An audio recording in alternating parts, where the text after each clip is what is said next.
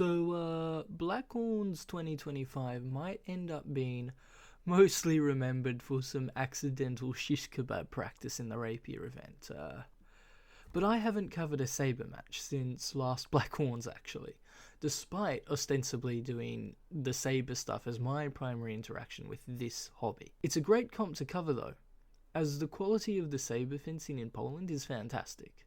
This and Fechtberg are two of the strongest sabre comps in the world. And if any very wealthy Poles are watching, I really want to go to these comps and I really can't afford them. The sabre gold medal match was between Konrad Kramars and Louis Lebeau. We start with a double touch, and usually I don't have too much interest in covering non-scoring play, but this one is somewhat revealing about the intention of the fences. Here we see Lebeau shuffle back before sending a lunge multiple times. He's looking to draw Kramars in and then launch his simple attack, whereas Kramars actually wants to draw out and pull Lebeau short here and pounce with an attack into recovery. Kramars almost nicks it, but assumes a parry, and his broken time extension doubles out. The next touch has a similar drawing out of Lebeau and attack into recovery by Kramars, but here the same slightly held extension draws the parry, partly because the extra space lets Lebeau actually see the threat, so the broken time comes off. There's a couple more doubles where Lebeau nearly gets that attack into Kramars' invitation, but just gets touched almost a tempo after. But the next touch he solves it. Instead of being finicky around that direct attack, why not just go compound?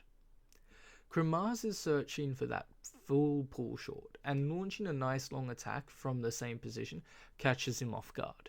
It's a nice complete solution instead of trying to play the game that wasn't working harder.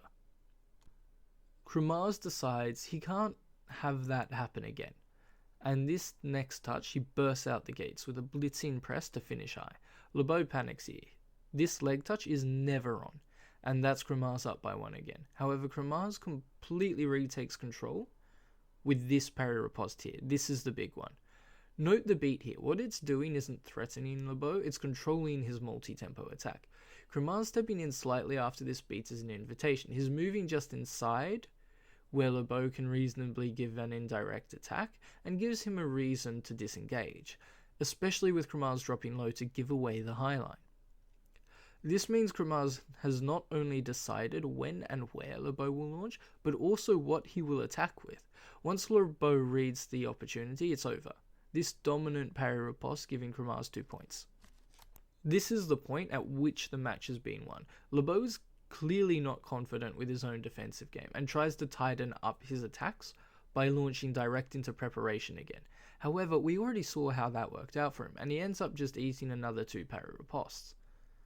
By winning against the straight line early and then figuring out how to invite and dismantle the compound attack, Kramars has killed any real offensive options.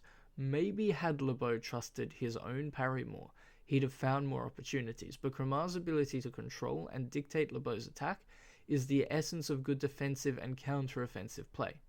He didn't just wait for the attack to happen, he told Lebeau when, where, and sometimes even how to attack, and if you can do that consistently, fencing becomes a very simple game to play. If you're interested in watching more high-end historical fencing footage that's recent, here's my analysis of the SoCal single rapier final. And if you want some more sabre, here's my other Blackhorns video.